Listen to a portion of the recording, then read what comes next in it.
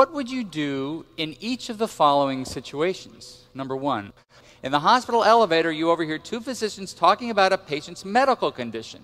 They mention the patient by name. Has this ever happened? Maybe not so hypothetical. Would you A, ignore the situation? B, mention your concerns about patient confidentiality to the physicians and leave it at that? C, report the incident? Or D, secretly record the conversation on your cell phone and send a CD of the recording anonymously to the hospital administrator? All right. Raise those hands up high if you would ignore it. Let's see, who would ignore it? Yes, right over here. Why would you ignore it? Because I don't want to get into trouble. Fair enough. Who would talk with the people and leave it at that? Talk with the people and leave it at that. Yes, ma'am, right over here. I would, because it's honest, and you should point it out to them right away. So it's honest to talk with them about it. I propose that, yes, in every one of these situations, there's either one right answer or one response that's much better than the others, and the way that we find out what that is through what I call the life principles. You know these as principles of ethics. And you know what? Here's the good news. You know these principles already. You learned them as a child from your parents, from teachers, from mentors you may have had in your house of worship. But in the course of becoming a successful, busy professional, sometimes we put these principles aside, don't we? So what I'd like to do now is review these principles, say a little bit about where they come from, and then revisit the quiz and see if these life principles can point us in the right direction. The first and foremost, most fundamental ethical principle of them all is do no harm. Life principle number 2, make things better. Life principle number 3, respect others. Life principle number 4 tells us to be fair, to be just in our dealings with folks. Principle number 5 calls upon us to treat people with loving kindness, to be compassionate, to be caring. People tend to give you their best effort when they feel appreciated. Folks will actually leave, you may even be someone like this, leave a well-paying job to take a job that pays less money because at the first job, right, I didn't feel appreciated. I wanted to go to a place where my work was valued. Now, here's the tricky thing, though. If you, later today, when you pull someone aside you care about, your spouse, a son, a daughter, a friend, and say, I just want you to know I really value our relationship. How will they respond? What do you want from me? Because people are not used to hearing this.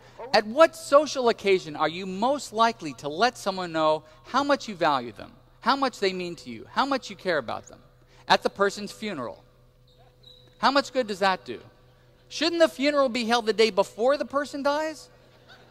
So that at least they can find out, about all this love that they didn't even know existed. It takes very little effort to let people know that you appreciate them, and there are unappreciated people all over. I'll bet, in fact, in this room there's some unappreciated people feeling a little unappreciated. Could you raise your hand if you feel a little unappreciated at the moment? Ma'am, could you come up here? I don't want to force you, but I guarantee you're going to like this. Come on up here. Thank you. Right over here. Because my friends, and I'll bet you've noticed this too, when someone says they're feeling unappreciated, they probably are telling the truth. So, what is your name? Marilyn? Okay, could you come over here? Now, this is Marilyn. Where are you from? Miami. Miami? Marilyn's not feeling so appreciated today. For the next 30 seconds, my friends, I want you to give Marilyn the loudest standing ovation you have given anyone in your life. Get up and let her know. Come on, up, everybody, up, come on. Come on, up, everybody, up, come on.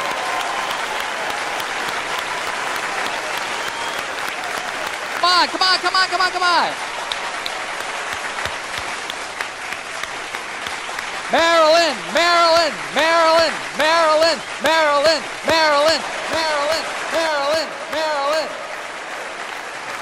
You've made this woman's day. For years, she's going to be talking about the standing ovation she got in Fort Lauderdale. And how much effort did that take out of you? How much did it cost? And you know what? Here's something else that's pretty cool. Check in with yourself. I'll bet right now you feel better than you did a minute ago. And it's not just because you stood up and flapped your arms, right? It's not just because you gave her applause. It's because for 30 seconds you were devoting all of your energy, all of your thoughts to this person and making a difference in her life. And it made you feel better. Now, if there's one take-home message in today's talk, it's this. The reason to do the right thing is simply because it's the right thing to do. It just so happens that there are all these wonderful professional benefits to us when we take that high road, when we do the right thing, when we show people that we care about them. But that's not the reason to do it. That's not the justification to do it. Now let's recap the 5 principles. Number 1, do no harm. 2, make things better. 3, respect others. 4, be fair. And 5, be loving. I promised that we would revisit the quiz, and I want to show how these principles point us in the right direction. You know, there's no simple formula for doing the right thing, but there is a formula for doing the wrong thing. And when you look at all the options open to you, the thing that's the easiest to do is almost always the wrong thing to do. Now, in the hospital elevator, it may sound a bit strong to say this, but remember Edmund Burke said, all that is necessary for evil to flourish is for good people to do nothing. If we ignore this situation, the problem will continue. Now, this is not to say that the physicians are doing this maliciously. They're, just busy, they're caught up in the moment, and yet, by taking a private discussion into a public arena, what's the downside to this?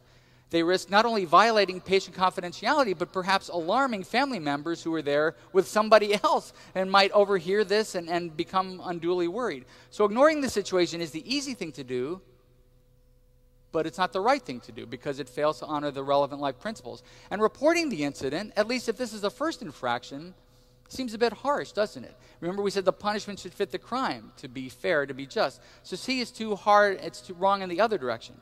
So talking with them and mentioning your concerns is the right thing to do. Thank you so much. Thank you.